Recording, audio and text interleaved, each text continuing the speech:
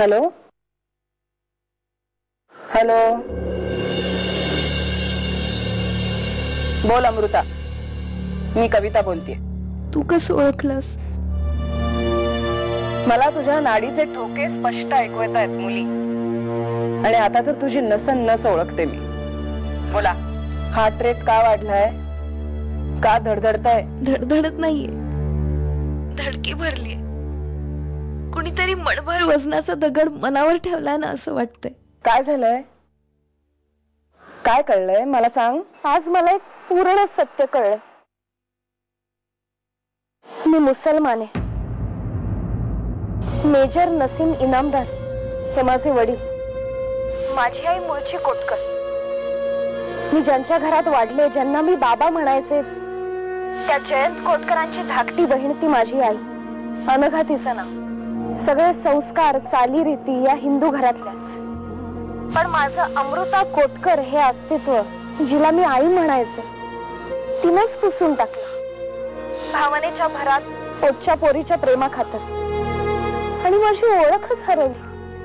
तीच नव्याने होऊ पाहते.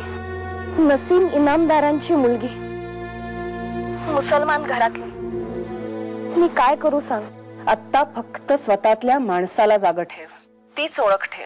मला खात्री आहे तुझ्या वडिलांच्या कुटुंबातली माणसंही तुझ्याकडे त्याच दृष्टीने पाहतील, तुझा स्वीकार करतील. तूही त्यांच्यात मिसळून जा अमृता.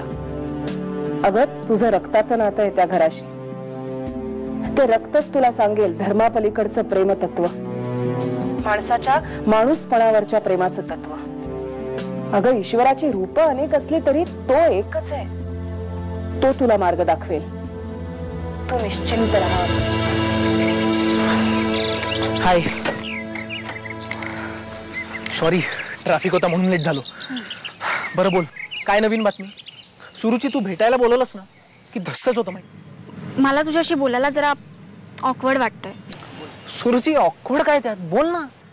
तुला आठवतंय का, मध्यंतरी तू घरी येऊन गेला होतास आणि कोटकर परफ्युमरीज बद्दल काही सजेशन्स देऊन गेला होतास, राईट? हो.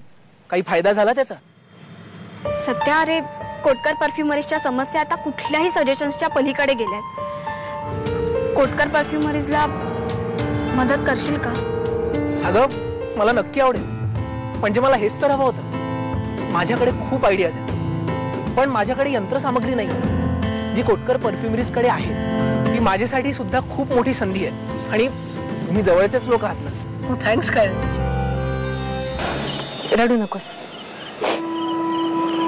मी तुझ्यावर रागवले नाहीये ग,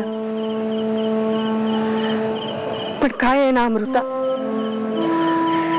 गेले 4 दिवस माझी तब्येत अजिबात बरी नाहीये ग. हे जे सगळं घडतंय ना, यामुळे मला एवढा मनस्ताप होतोय की काय सांगू. मी तुला दोष देत नाहीये, यात तुझी गलती नाहीये हे समजतंय मला.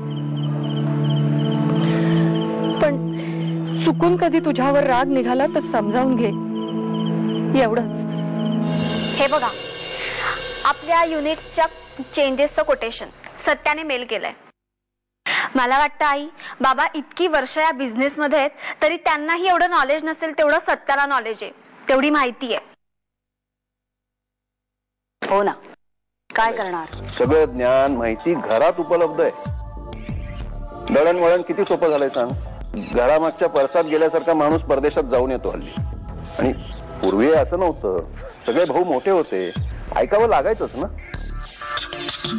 आणि प्रत्येक गोष्टीला विरोध करत बसलो असतो ना, तर हे जे मिळाले ना तेही मिळालं नसतं. आणि जे काही मिळाले ना ते माझ्याच मुळे मिळाले. नाहीतर सगळे मिळून तुमचे सगळे दरवाजे बंद करायला निघाले होते, अगदी सख्खेही आणि चुलतेही. मी बघते.